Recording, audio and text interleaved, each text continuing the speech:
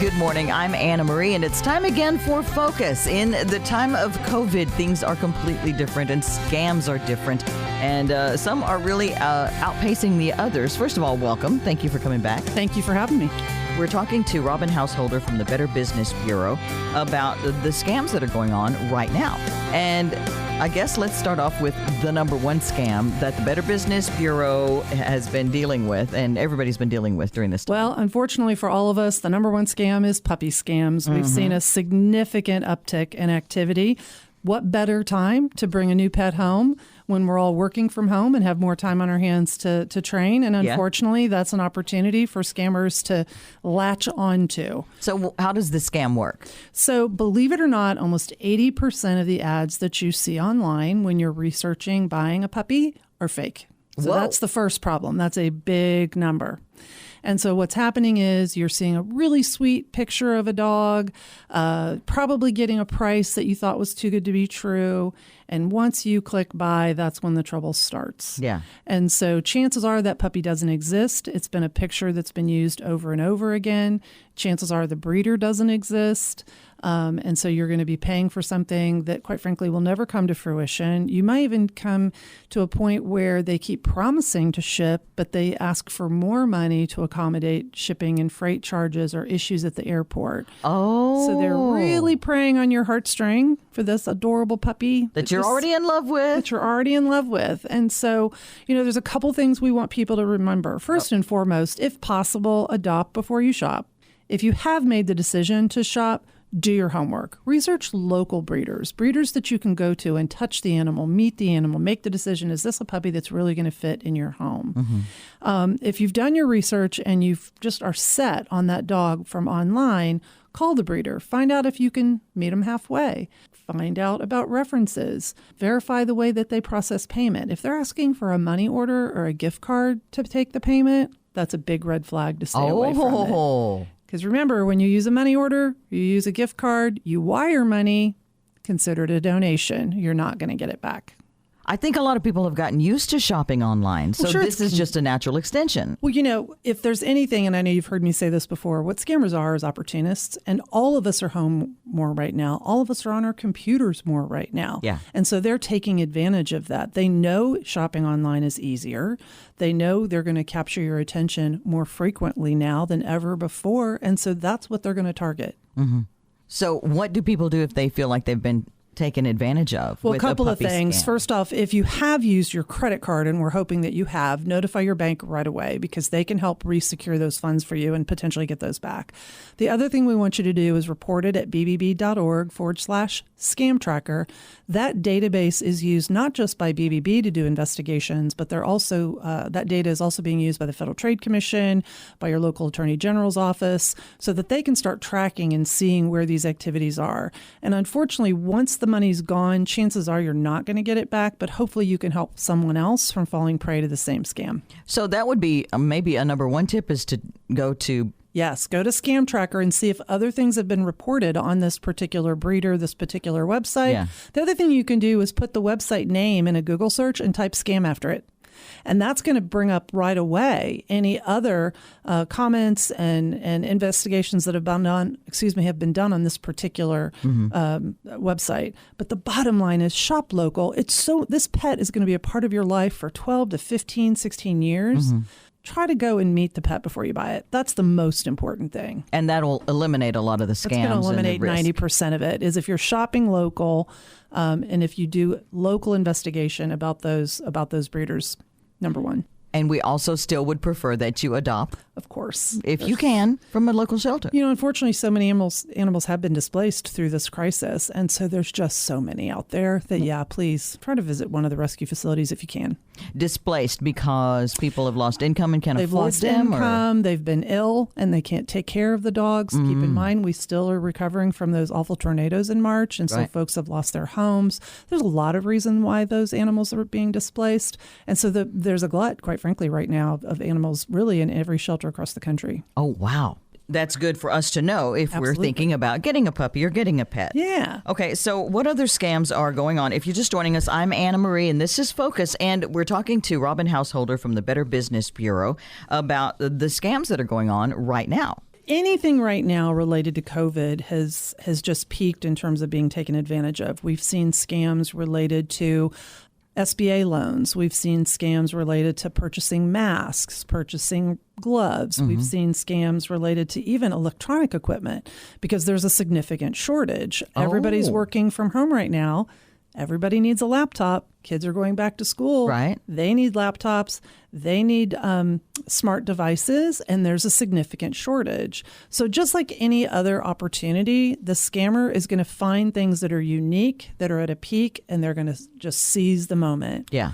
And so anything to do with online shopping right now is an absolute danger zone unless you do your homework, unless you take a step back and ensure that this site really is a legitimate organization. You see a lot of those pop-up ads while you're scrolling on social media. And it's weird names that you've never heard of before. It's not, some local store brand. It's something that looks like it's made up. So instead of clicking on that link, which is absolutely what you do not want to do, because potentially that pop-up ad is going to download malware on your computer. It can also be a potential threat to your personal information. What we say is if you see an ad pop up, don't click on the ad. Go do a search of that website and see, is it a legitimate website? Go directly to the source to do the shopping as opposed to the convenience of a link that you've been sent. And that then eliminates that possibility of infecting your phone, infecting your computer, or potentially stealing your information. Okay, good. That's a very, very good one. And I have seen lots of stories online from people who are posting, here's what I thought I ordered and here's what I got. Right. And it's crazy nonsense crap that they're getting sent. Oh, they're getting all kinds of crazy stuff. And so, again, more often than not, you don't get anything once you've paid. But then and you've sent your credit card information. And you've sent your credit card information in, or you're getting something that's just completely substandard to the way it was presented to you. And again, keep in mind, supply and demand is just a real issue right now, right? Because again, people need masks like they've never needed before. People want hand sanitizer like they've never needed before. And we need electronic devices like we've never needed, which means the pricing, chances are not going to be discounted. They're going to be more substantial. And so when you see a price point that just simply is so below what you've seen everywhere else, big red flag. Just put the brakes on. Just put the brakes on. Okay, what else are we looking out for? Well, there's just a couple things in general in terms of shopping online. First and foremost, do your homework. Take a minute, research the advertiser, similar to the puppy scam. Put that company name in, put scam in, see what else is being said about them. Make sure you're checking the security settings of the site. Is this a secure site? Does it have that little lockbox in the URL address? If it is, you can feel more comfortable going to it. If it doesn't, chances are it's going to be an opportunity for them to download software on your computer that's never a good ending. And it also would say HTTPS. Yeah, so it's either going to say HTTPS or you'll see that lockbox, one or the other, or even many times both. Okay. So look for that. Again, be a savvy shopper. Know what the prices are locally. So if something's $30 in every other store you've gone to and you're seeing it online for $10, that's a question mark. So again, be a savvy shopper. Do your homework. Do price comparisons. It's not just the fact that, oh no, we're having to go out of business and liquidate all of our stuff. Absolutely not. Nobody's going out of business that's selling masks right now, I can tell you that. Right. And probably not somebody that's selling laptops either. Okay, what else? Again, be very cautious who you provide personal information to. We're all a little lonelier than maybe we've been in the past because we're not seeing our friends at work. And so you're more apt to communicate with someone online. We like to say stranger danger. Stay away from the stranger danger. Don't give anybody that asks for it your information. If you're pushing the information forward, it's different. So if you're going to the Social Security website and you're asking to verify something, that's one thing. If you get a pop-up ad from Social Security and they're asking for information, close it, move on. Okay, good. So think before you click. Again, be very, very wary of those too good to be true deals because there just simply aren't any on high demand items right now. And then again, beware of phishing. When you're getting ads, emails, Tell you what, texts right now are through the roof. So when you're getting things that are unsolicited, people don't offer you jobs if you haven't applied. People are not going to offer you a great deal on masks if you haven't tried to shop for them. Beware of those things, because all those are phishing scams to capture your information. And then last but not least, please, please, please, and actually I should say last but most importantly, please, please, please shop with your credit card. Do not wire money. Do not use gift cards. Do not use money transfers of any kind. Because with the credit card, you have a chance of getting that money back. The bank will work with you because of the fraud to try to retrieve that money for you or to cancel the transaction in total. Gift cards, again, consider it a gift. That's exactly what it is. A money transfer, nice donation. You're never going to see it again. Thank you for the donation. Exactly. And I notice a lot of the things that we're interested in, the crooks and the bad guys are finding ways to start sending out messages about that, like the election. Absolutely. And this candidate and that candidate, you need to see this about so-and-so. Oh, yeah. And sending in little videos that you're supposed to click on. Again, stay away from anything that's unsolicited. If you visited the site and they're following up with you, that's one thing. If you've never pursued this particular topic, stay away. Yeah. And you're right. The election is another big opportunity for scammers. One of the things we're seeing is texts to donate to a particular political party. Wow. But that link takes you nowhere near those political party organizations. You're getting emails about polls that you should take, which direction you're leaning on. Again, if you're affiliated with one of these organizations, that makes a lot of sense. But if you're not, it's a phishing scam. And so just be wary. But the other thing is we actually have a new scam that just started a couple of days ago, which is kind of scary. And it's only in our region so far. We haven't seen it anywhere else in the country. And it's a text scam that's basically telling you that you have a package that you need to claim. Oh, wow. Now, of course, everybody's shopping online more, right? And we don't even know what we've purchased. We don't even know There's a box on the porch. I don't remember what it is, but I'm going to get it. Oh, well, this is even before the box gets there. And so you're getting a text to verify delivery information when, in fact, Amazon doesn't do that. UPS doesn't do that. The post office doesn't do that. And so, again, this is a very untraditional transaction that you need to stay away from. Okay. And anything that asks you to respond immediately, fraud, that's really what it spells. It just simply says fraud. Really? Yeah. No legitimate organization is going to force you to respond instantaneously. So that in itself is a big red flag. Good to know. Yeah. And in terms of those unsolicited boxes that are showing up on your doorstep with seeds and ping pong balls and masks, all of those things are coming from China. And so those are scams related to, believe it or not, driving fake reviews on websites. Oh, my God. Because once those packages are delivered to your doorstep, they can verify your name and your address. And so now they use that to generate review information on sites like Amazon, Google, so on and so forth. Not to mention, they do now have your name and your address, so there's potentially risk for your identity theft. Oh, my gosh. And so remember, first and foremost, if you ever get anything in the mail that's unsolicited, it is a gift. You will never have to pay for it.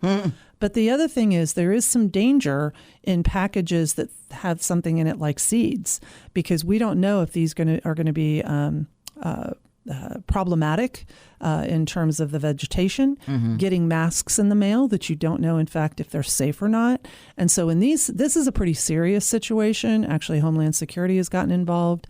And so if you do get seeds, if you do get masks, ping pong balls, I don't even know what to do with that. Let your local authorities know. And probably because it's cheap to send, right? Masks are very thin. They're very light. It's cheap to send. Seeds, absolutely light. Same thing with ping pong balls.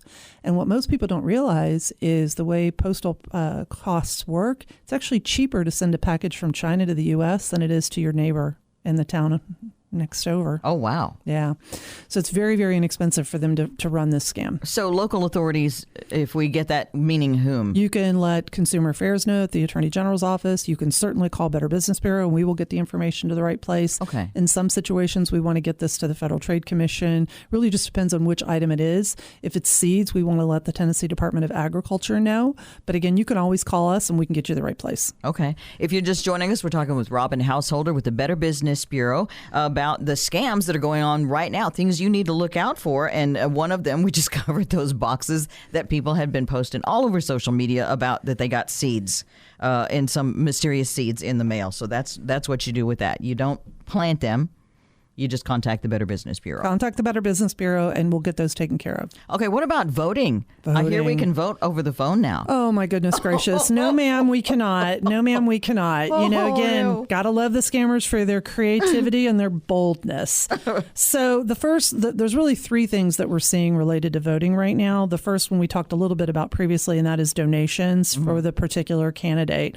Again, emails, texts, unsolicited phone calls, unless you're affiliated with those organizations, steer clear. Just simply hang up, close the email, don't answer the text.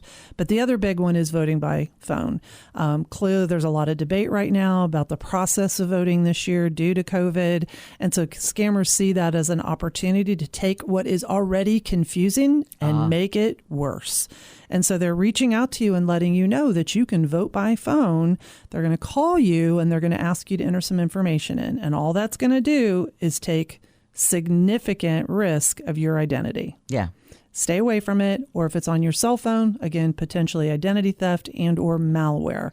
So stay away from that. Not to mention, if you think you voted on by phone and then you don't actually go to the voting booth. Yeah. There's a lost vote right there, and you certainly don't want to do that. Right. So protect your right to vote. And then the last thing, of course, is registering to vote. And similar to the vote by phone, there's only a couple of ways that you can register to vote, and it's not through your cell phone. Right? Good to know. So now there are some legitimate websites that allow voter registration links. So, for example, on social media right now, you might be seeing, hey, have you registered to vote in Tennessee yet? But it takes you directly to that voting administration website. You're not doing it on a Facebook page. And so, again, just pay attention when you're following these links. Are you going to legitimate websites that, in fact, would traditionally provide this service? Like vote.gov. Right. Things like that. Right. And so, again, an unsolicited text, an ad on social media, an email, not where you want to go directly to the source. So what is the purpose of someone getting my identity? What is the purpose of identity theft? They're going to take your money. Typically, identity theft, they're going to use it to open up credit cards in your name that you're never going to pay, which means your credit rating is going to go down the toilet, basically. And you might not even know it until you may not even know it until you get declined at some point. They can use it for international transactions. They potentially, we've seen situations where it impacts your living situation with your rent and or your home, because they, in essence, become you. And they start generating activity and transactions that look like you, but clearly or not. Mm-hmm. And again, those bills don't ever get paid. So all the ownership and responsibility of that debt falls on your shoulders. Wow. So it can basically ruin you financially. It absolutely can ruin you. It can potentially give them access to your banking institution, which can also create a problem. It also potentially can create situations where there's fraudulent transactions that are very, very high volume or very high level of crime concerns. So can they move money through a particular route using your information as opposed to theirs? Wow. So there's just so many things that can go wrong in that space, but all of them lead to you having negative credit impact and potential debt impact that you want to stay away from. Okay. Maybe some more of the red flags. You said, like, if they ask you to reply immediately, that's a red flag. Okay. So, I think the most important thing is there's just 10 rules of thumb that you always want to follow to avoid getting scammed, to avoid losing money, to avoid purchasing something that doesn't exist. The first and foremost one that we've talked about a couple of times, again, is never send money via gift card or through wiring. So always, if you make any kind of a purchase or financial transaction online, you want to use a credit card. Always? Always. There's really no exception. Always use a credit card. That will always give you a fallback if something goes wrong. And should you always use the same credit card? If you can, could you use that? Yeah, we do recommend that simply because it's easier to track on. You're also more likely to identify a false transaction if you know you're only using this particular card for online purchases and all of a sudden something comes up that you don't recognize. You're more apt to find that than if you're using multiple cards. Avoid, again, clicking on any links that you don't recognize. I like to call them unsolicited communications, be it a link, a text, an email. social media. Absolutely don't believe everything you see. Scammers are really, really good at painting a beautiful picture for something that turns out to be very, very ugly in the end. Don't just assume that the transaction's going to work. In other words, double check everything. Check that URL address. Check the security of the website you're shopping on. Again, do your research on the company. Just take your time. I think that's the thing that we all have that works against us so often is we want to save time and we don't do the research that we should before we enter into these transactions. For example, we use Amazon a lot. A lot of Yes. people use Amazon. So you go there, you've got your information all entered in there, you find something you like, you add it to your cart, you click buy, and it's done. And then we see something else and an ad on social media.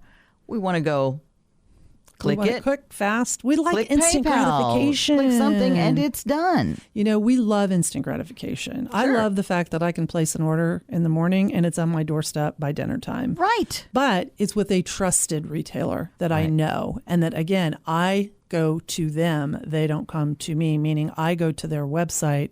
I don't respond to an ad. Okay. And that's probably one of the biggest things that if you really see a deal you love, and you want to take advantage of it, go to the website. Don't follow the link. That way you're going to know for sure as it really exists. Never, ever share any personal identification information with anybody that you don't know. That's a big one. Be sure to resist any high-pressure, immediate transactions. If a deal is really a deal, it'll be there in an hour. Okay? And so you can wait to do the homework. You're not going to lose anything if it's a legitimate transaction. Would that also apply to people who are knocking on your door and saying, I have a little Absolutely. leftover such and such. I was in the neighborhood Absolutely. doing a job for your neighbor. You know, I know I say it over and over again, but really it's that whole philosophy of unsolicited. You weren't expecting the guy to knock on your door. You weren't expecting that text. You weren't expecting that pop-up ad. And so when you get that unsolicited communication, it's time to slow down and check it out. Not all of them are bad. Right. Most of them are bad. Okay. Yeah. Make sure, again, that you're using a secure site. Make sure that site is, again, safe before you enter into your transactions. Again, don't wire money anywhere. And whenever possible, shop local. They're more likely to work with you. They're more likely to address any concerns that you may have. And quite frankly, you're more likely to know who they are. They're going to be easy to find if you have a problem. And so that's going to eliminate a lot of the concerns that have come to the surface through this COVID interaction, be it puppies, be it dating, be it buying masks. It's all the same thing. Try to shop local when you can, okay? And then always, always be very cautious about what you share on social media. You know, so many of these surveys that you take, you know. Wait, to find out, like, click the moon and find out what says about your personality. What fashion model were you in your previous life? Right. That's one of my personal favorites. Or, you know, put a picture of your first car from the 70s. Well, realize the most common things people do with their passwords are, what was their first car? What was their high school mascot? You know, what was your best friend's name? Yeah. So when you're completing these surveys and you're saying, you know, my best friend's name was Cheryl from high school and my first car was a brown Impala. Well, you've just given the scammer what they need to start breaching your banking, your work, your whatever, because you're handing them passwords on a silver platter. Oh, my gosh. Do not engage in social media surveys unless, again, you know who it's with. You know the person conducting the survey. And you never do. They're always just some anonymous. Always. And you know what? Knowing what fashion model I was in the 70s is probably not that important. But my banking institution, I'm going to protect. You know, I just saw one the other day. What it was. Who were you as a Barbie? Oh my gosh. A Barbie doll. Yeah. Wonder how many millions they made off of that one. How many it's hundreds of thousands of dollars that they... But I mean, it's fun. You think it's innocent fun because, you know, fill out the top 49 states you've ever visited or whatever it is. They're just all over the place. But again, more often than not, it's a ploy to get your information. And they ask you to share it. And share they it on ask your you to social share media. it. Because if you're doing it, your friends are going to do it. Try and then beat their me friends with are this one. Yeah. Exactly. And so again, that keyword I keep saying, unsolicited, unsolicited. Don't fall prey to anything that's unsolicited or stranger danger. Don't do business with people you don't know, or at least that you can't find out more information about. So how do you have fun on social media if you can't just click on things Pick up the phone and call your friends. Play some games on your phone. But if it's on social media, it's just dangerous. And I hate saying that because, look, I love social media. I've got a brand new grandchild. I get to see pictures. I get to have my kids tell me how cute she is, my friends. But if it's asking for private information, it's just not a good idea. Yeah, because it'll say, fill this out and then here, give us your email so we can send it to you and send you more detailed info. Right. Yeah. Just stay away from stranger danger. Do business with folks you trust. And if you're not sure, check with someone you trust. What about when we're ordering things that are in high demand? Are there, I know one of the things you said was that if the price is super low, it's too good to be true, Right. then it is actually too good to be true. We're finding a lot of things that are on back order. Right. So people are kind of getting desperate to get, like you said, laptops, recording gear, even musical instruments, pets, All of it. things like that. Shoot, even puzzles are in high demand right now. Because again, people are looking for things to do at home. True. But if you haven't been able to find that through traditional, reliable resources, and then all of a sudden you find a pop-up bed that says they have plenty, that's another big red flag. Because if you've gone to all the traditional sites and they don't have it, chances are neither does the scammer. My family loves puzzles. You can't buy a puzzle right now to save your life. And if you can, it's a ridiculous high price because, again, that's supply and demand. I didn't realize. So if I get an ad that says that they can send me 1,000-piece puzzle for $12.99, I'm probably going to say that's not true. Wow. Are there other certain things that we can do if we're ordering something online to make sure that we get it? Well, again, always just make sure you're doing business with a legitimate retailer. That just solves so many problems. Yeah. Whether it's local or a name you trust, a name that you've done business with before. So you've done business with Walmart, and you've done business with Amazon, and you've done business with Penny's or Macy's or whomever those retailers are. Stay with what you know. Stay away from that you don't. Yeah. Because that's where they're going to get you. Yeah, Didgeridoo or something. They make up just bizarro names. Oh, I know. And they're everywhere. Yeah, they really are. I mean, I can't open an Instagram account right now that I don't get, 10 ads within the first minute. And that's unfortunate because it almost wants me to stay away from it. But on the same token, I need to engage on Instagram. I need to engage on Facebook. That's part of what BBB is making sure we're available to everybody, right? Right. But again, they just play on that. All of us are on our devices more today than we ever were 6 months ago. We just are. Yeah. And so they know that, and they're going to take advantage of it. Okay. Any final thoughts? Anything I've neglected to ask about that we want to make sure and add this time? I just want you all, again, to just take your time. That's the most important thing. Take your time. Do your research. If you're not sure where to go, get us on the phone. We'll walk you through it. We'll find out what you need to know so that you can enter that transaction and feel good about it. Okay. Thank you. Robyn Householder with the Better Business Bureau. If you have any questions, we're going to put the link on our Focus Facebook page so you can click that or just go to BBB.org. Just go to BBB.org. We'll help you out. Thank you so much. Absolutely. Make sure you join us again next week. I'm Anna Marie, and that's Focus.